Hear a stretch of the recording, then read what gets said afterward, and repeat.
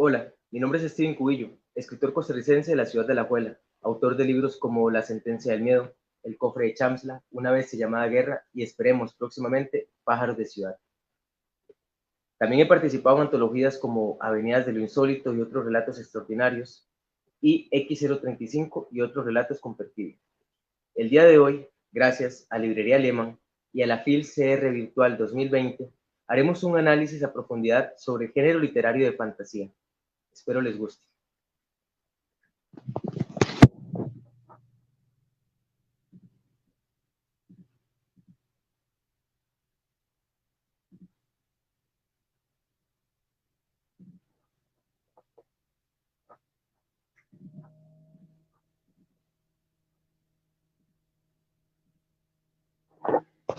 Bueno, damos por iniciado la charla en el análisis de literatura de fantasía.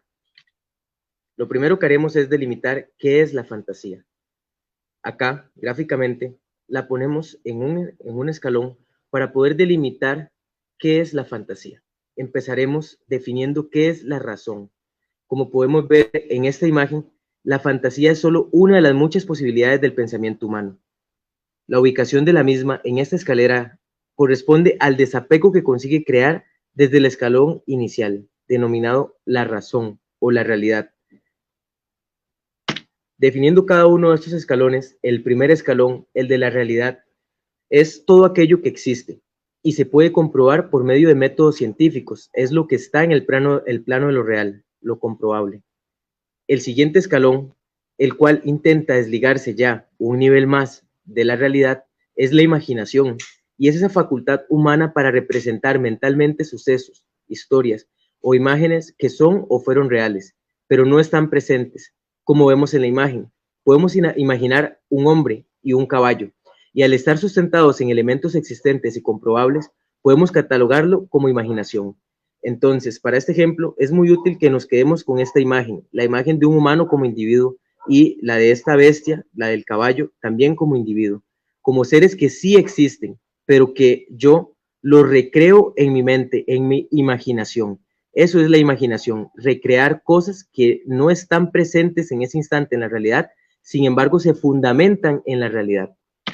Un nivel más arriba está la fantasía, que se encuentra que es la capacidad creativa de crear y fabricar mundos, objetos, seres, criaturas inexistentes, también circunstancias imposibles, en el plano de la realidad, pero que sin embargo rompen con la realidad establecida. Por ejemplo, en la imagen a continuación vemos un centauro que en parte de la idea, es parte de la idea de fusionar dos elementos de la realidad, como un caballo y un hombre. El hecho de que la existencia de este ser no sea comprobable califica como fantasía este pensamiento. Entonces, vemos como en el ejemplo anterior imaginábamos como individuos a un humano y a un caballo. En este, imaginamos al humano y al caballo fusionados y a partir de ese momento ya estamos fantaseando porque no está comprobado científicamente, ni siquiera con nuestra experiencia está comprobado la existencia de estos seres. Entonces, a partir de ese momento ya entramos en el mundo de la fantasía, ya nos desapegamos un nivel más de la realidad, de la razón, y empezamos a entrar ya en este mundo imaginario fantástico. Un nivel más arriba de la fantasía está el surrealismo, que es el intento de desapegarse por completo del racionalismo.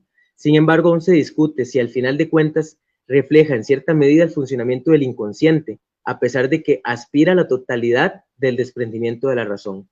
Esto es importante porque acá el creador, las personas que crean el surrealismo y que empiezan a ejecutar obras surrealistas, estas personas intentan desapegarse su totalidad de la razón, pero hay ciertas corrientes que dicen que nunca lo terminan de conseguir, debido a que, o fundamentan esa idea en que el ser humano, al final de cuentas, es una especie de saco que va su mente es una especie de saco que va recolectando a lo largo de su experiencia de vida un montón de información, de experiencias, de conocimiento, que a la hora de crear o de crear una obra artística o hasta de crear un pensamiento o una idea, de alguna manera esas ideas son solo fruto del reciclaje de información que ha obtenido a lo largo de su vida.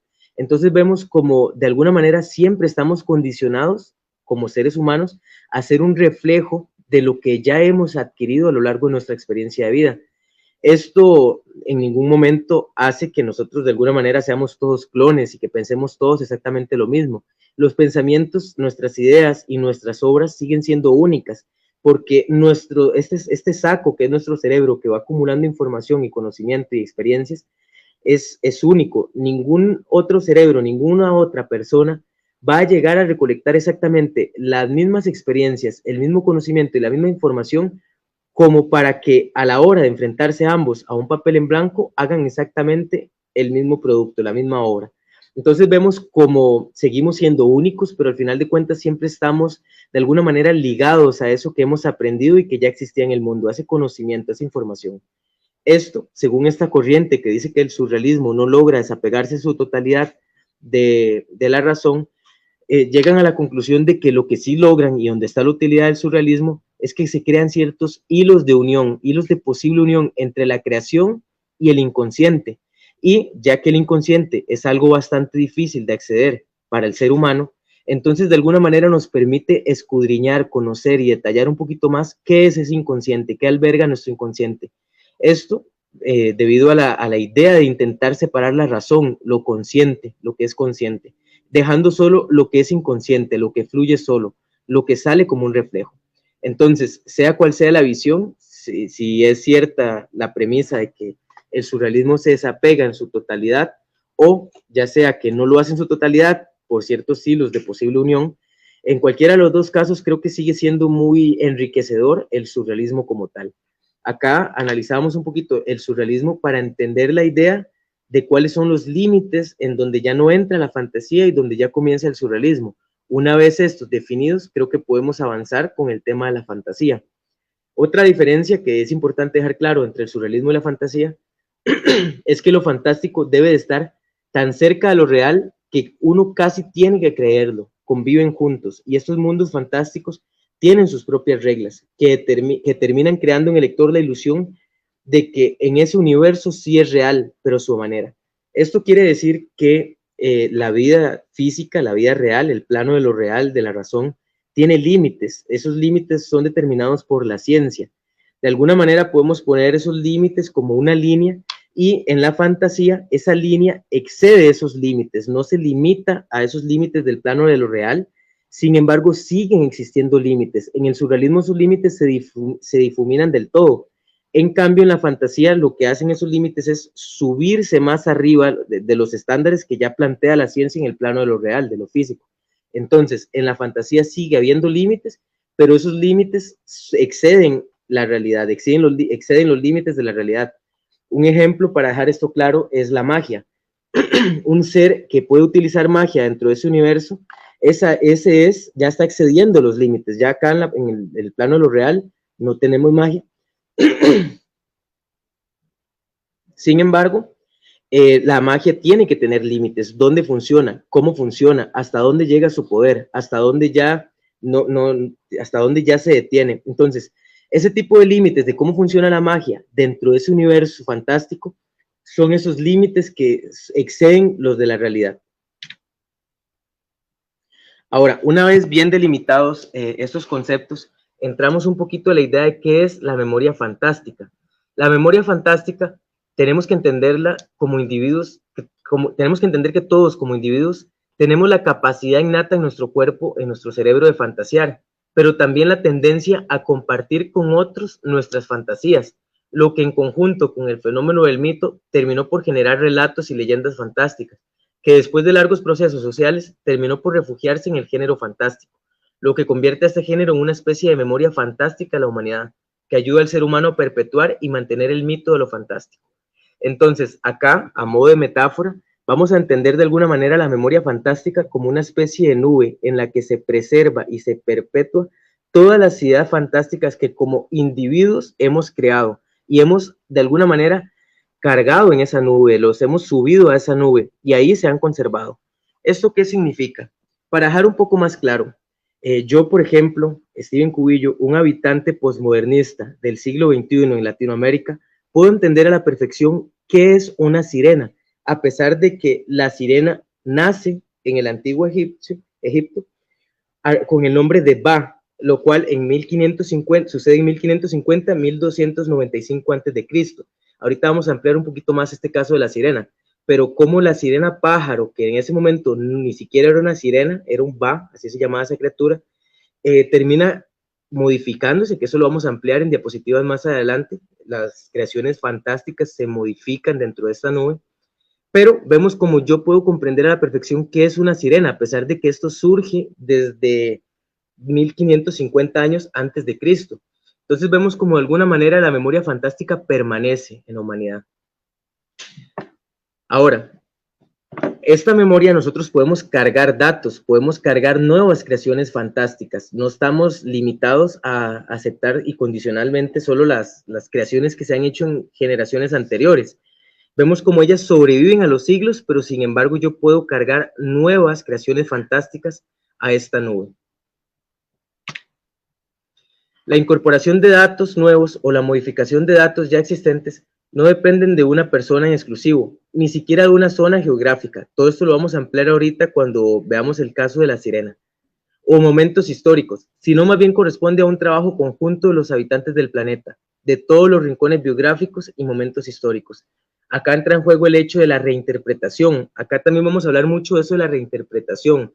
Acá me permito mencionar un juego que creo que todos acá en Costa Rica hemos jugado, que es el juego del teléfono chocho. La idea de que una persona de boca a boca va dando un mensaje, pero ese mensaje se va distorsionando poco a poco. Entonces vamos a ver cómo ese efecto que se causa en ese juego, en la fantasía, es el que ha hecho que no sea estático, que se modifique y que mute y que hasta evolucione a lo largo del tiempo. Esto de alguna manera nos sugiere que quienes acceden a esta nube de información con el tiempo, acá cuando digo acceden a esta nube de información, me refiero que acceden como consumidores, personas que acceden a esta nube de información que está conformada por el mito, por obras artísticas, el arte plástica, dibujos, por textos literarios que hablan sobre estas criaturas.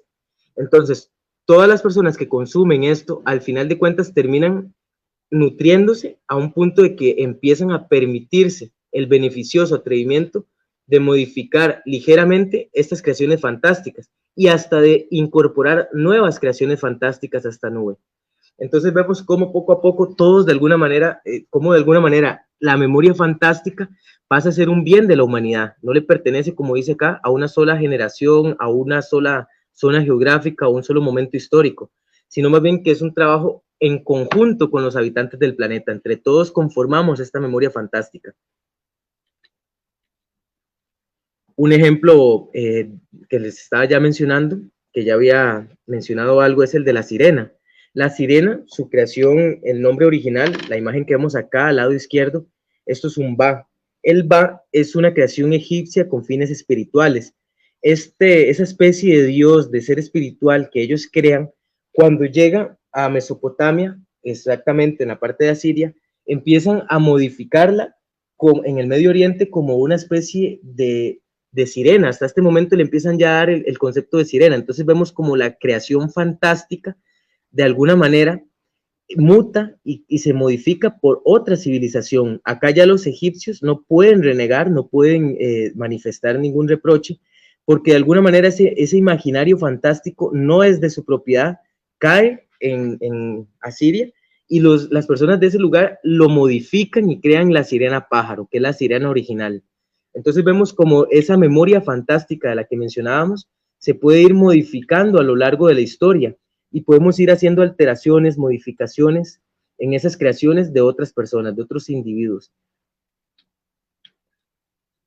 Posteriormente, igual en Asiria, empiezan a dar más relevancia a la idea de las dos colas de la sirena. Aunque sea ave, se empiezan a enfocar un poco más en que las descripciones en los textos que se hacen escritos de estos seres, de personas que supuestamente los vieron, esas personas hacen alusión a dos colas. Esa idea de dos colas es, de alguna manera, termina mutándose en estas dos colas que vemos acá en esta imagen. Entonces vemos como la reinterpretación de un artista, en este caso un artista plástico, toma las palabras, un texto escrito, y crea otro ser totalmente distinto, pero le sigue llamando sirena. Entonces vemos como él reinterpreta a la sirena en esta imagen. Ahora, en este mismo proceso, como les decía, de la reinterpretación, otro artista quiere crear una sirena, pero él nunca la ha visto. Así que alude o busca una imagen de alguien que sí supuestamente la haya visto, que por supuesto no la vio. Basándose en esa imagen hace ciertas modificaciones y crea la sirena de la imagen de la derecha, que es una sirena ya entrando la idea de la sirena pez. Esta idea de la sirena pez, para que tengan una idea más o menos, se creó 1000 años antes de Cristo.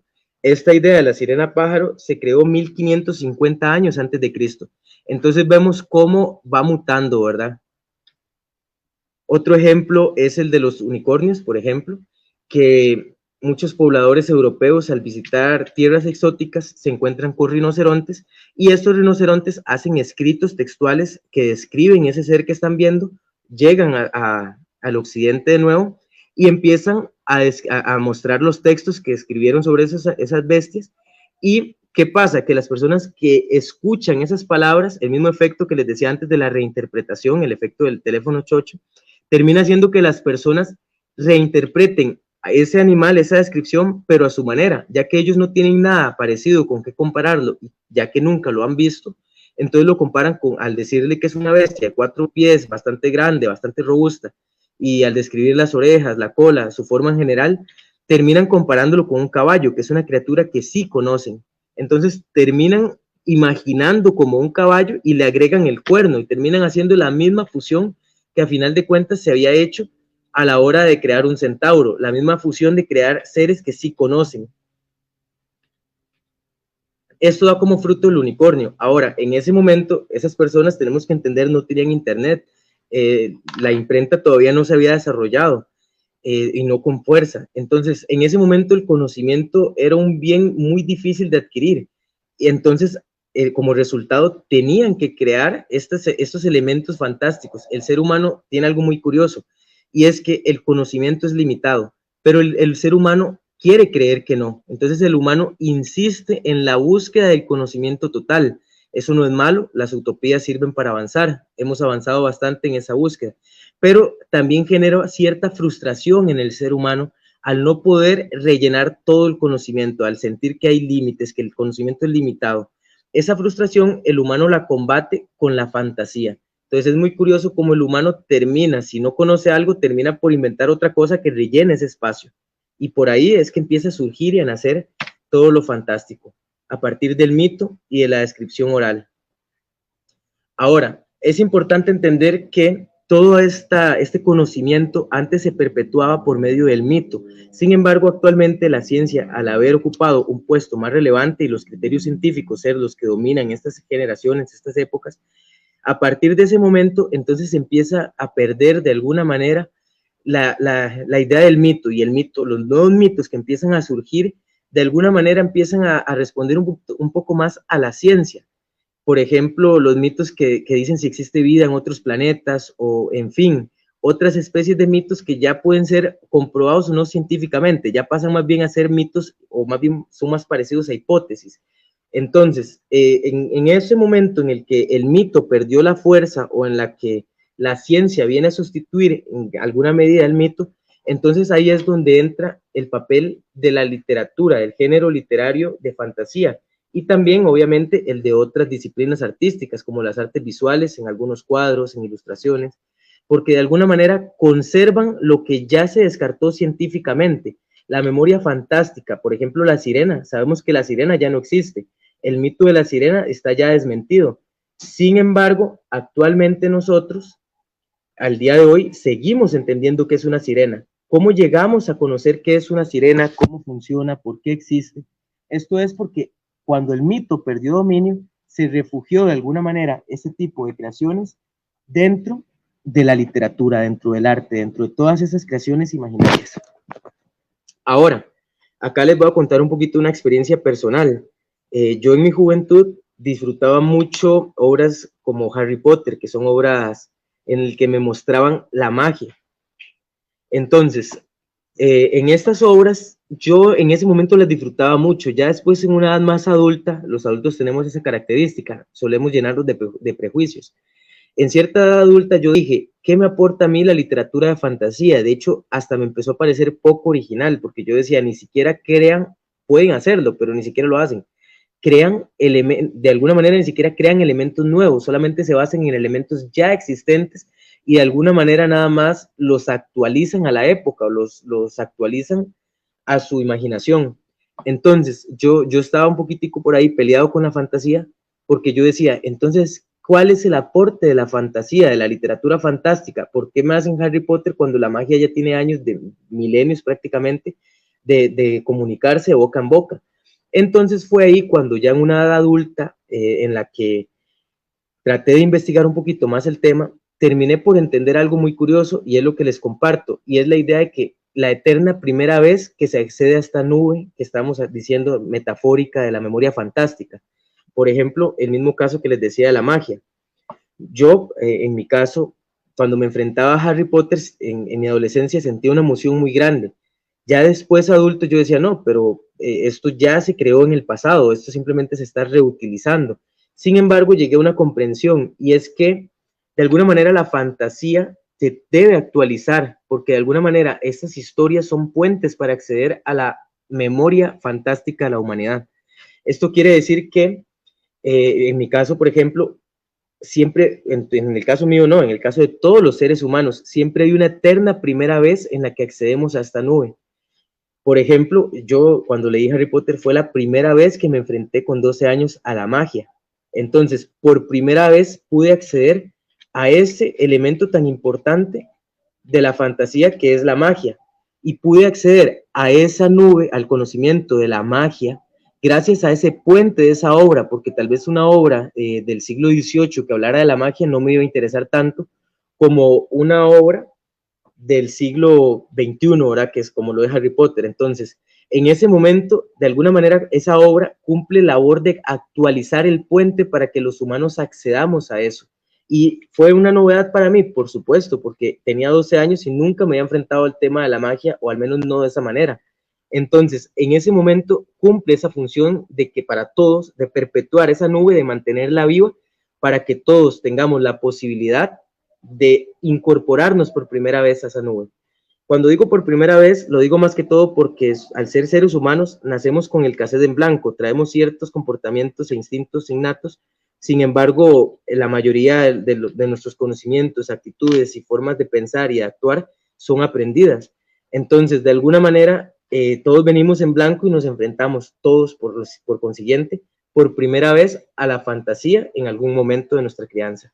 Y esa es la labor que cumple la literatura fantástica, perpetuar esa memoria fantástica para que podamos todas las generaciones seguir accediendo a ellas en algún momento. Bueno, para aclarar un poquito mi visión de la novela, luego vamos a ver por qué salgo con este tema. Próximamente vamos a incorporar el tema de la fantasía en esto, pero entendamos primero un poquito qué es la novela. Para esto voy a utilizar una teoría de Milan Kundera. Milan Kundera suele volver todo metáforas para que sea más comprensible, y él acá nos invita al ejercicio imaginario, que consiste en ver la novela como una especie de bien o artefacto que no le puede pertenecer a una sola persona, sino por el contrario, es propiedad de la humanidad, manteniéndose en un uso constante debido al relevo de una generación de escritores a otra. Entonces vemos cómo él compara la novela con una especie de aparato. A ese aparato se le pueden ir quitando y agregando piezas. Un ejemplo para que entendamos qué es esto de quitar piezas a la novela. Hubo una época, en la época de la Inquisición, en la que se intentó quitar la capacidad de la novela para analizar lo religioso, para analizar lo divino. Entonces, en ese momento se le quitó una pieza para analizar lo divino, se intentó, pero ciertos autores en épocas posteriores recuperan ese derecho en la novela y vuelven de alguna manera, a adherir esa pieza a la novela, al aparato de la novela, desde un punto de vista metafórico. Esto nos dice que entonces este bien, el bien de la novela, no obtiene su valor por sí mismo, sino por su utilidad como herramienta humana. Ese telescopio con capacidad de volverse microscopio, tan solo ajustando su lente de observación, nos permite autoconocernos, explorarnos, no solo como sociedad, sino como especie y como individuo a niveles psicológicos. Entonces, este aparato, este telescopio, de alguna manera puede ver lo que no puede ver la ciencia, lo que no puede ver o la filosofía, por ejemplo, y pone bajo su lente todo lo que el ser humano no puede observar con otras disciplinas. Esto quiere decir que si el objeto puede ser observado bajo otras lupas, como la ciencia, la antropología, la historiografía u otras, entonces no valdría la pena darle un tratamiento de novela. Un ejemplo de esas cosas que solo pueden ser abordadas desde el lente de este aparato al que llamamos novela es la suprarrealidad. Y es acá donde les decía que este tema tenía que ver con lo que estábamos hablando del género de fantasía. La suprarrealidad es la verdadera manera con la que interpretamos el mundo. Es una especie de constructo, es el punto en el que se unen y por lo tanto pueden jugar y convivir los sueños, la imaginación liberada, posible solo dentro de nuestras cabezas, y la realidad, que es lo que interpretamos del mundo. Kafka fue uno de los primeros en utilizar esto en una gran novela, hasta antes de los surrealistas. Por medio del poder de observación de la novela podemos volver menos ajena la dimensión de la comprensión. ¿Qué es esto de la suprarrealidad? Tenemos que entender que la realidad nosotros simplemente la traducimos dentro de nuestras cabezas. Lo que nosotros vemos con nuestros ojos, con nuestros sentidos, en realidad es una reinterpretación de la realidad.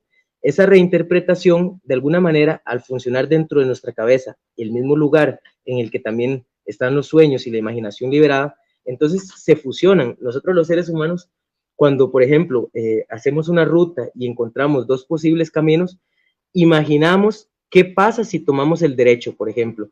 Si nos vamos por el camino derecho, podemos pensar que hay un barranco y que podemos caernos. Entonces estamos adelantándonos a los hechos, estamos imaginando. Entonces, ese imaginario es la suprarrealidad que nos ayuda a tomar decisiones a la hora de enfrentarnos a la realidad. Ahora, bueno, mencionar también que Kafka fue uno de los primeros en utilizar esto en una gran novela. Esto lo hace en América, que es una novela que se basa solo en las interpretaciones de las personas sobre América, personas que nunca han estado en América, tienen ciertos estereotipos de cómo es América en aquel entonces, y esas personas de alguna manera generan comentarios de cómo es América sin haber estado ahí, y él se basa en esos comentarios para crear, a modo de ironía, un texto en el que no fue él a ver cómo era América, sino que se basó solamente en comentarios de personas. Y vemos como entonces el resultado no es realista, pero sin embargo está basado en suprarrealidades, en interpretaciones de lo que es. Por medio del poder de observación de la novela, podemos volver menos ajena la dimensión de esta comprensión. Otra cosa que podemos poner bajo el lente de la novela es lo irreal. Los mayores novelistas del periodo prospuciano, de nuevo está aquí Kafka, pero también está Musil, Brods y Fuentes, han renunciado a los dogmas del realismo y sobre todo se han opuesto a la obligación de sugerir al lector la ilusión de lo real. Esto es importante porque esta generación de autores, de alguna manera vemos que la novela se modifica, ese aparato. De alguna manera le vuelven a poner la pieza que ya le había puesto Pantagruel, el espíritu de lo no serio, de lo irreal, se lo vuelven a adherir a la novela y de esa manera ponen bajo el lente de la novela lo irreal. La fantasía se pone bajo la lupa, lo insólito, lo paranormal, lo anormal, lo que no se ha podido comprobar, pero puede existir, y lo que ya se comprobó que no existe, haciéndonos menos ajenos a ese algo que irremediablemente está ahí, como algo innato al ser humano, lo irreal, con lo que rellenamos los límites de lo que no conocemos. El conocimiento, a ser limitado, el humano siente frustración al no conocerlo todo, y esa frustración la rellena con lo irreal. Entonces lo irreal está innato en el ser humano, es algo, la fantasía de alguna manera surge para rellenar eso, para no morir de hastío, para no volvernos locos. Entonces, en conclusión, se podría también definir que la fantasía no solo son los textos en los que participan personajes fantásticos e inexistentes, sino todo aquel relato en el que participen fenómenos sobrenaturales como la magia, o también tomando un objeto o personaje de la realidad y ponerlo a llevar a cabo acciones que en un entorno real serían descabelladas o imposibles. Para agregar un ejemplo, podríamos ver algún superhéroe que vuele. En ese momento ya hay fantasía. No tiene que ser una criatura que no exista, puede ser una criatura que sí exista como un humano, pero le damos ciertas acciones que son imposibles o descabelladas. Y en ese mundo fantástico lo ponemos como real. Bueno, me gustaría agradecerles la oportunidad y también comentarles que pueden adquirir mis libros y los de muchos otros autores nacionales en Librería Alemán. Estoy para servirles.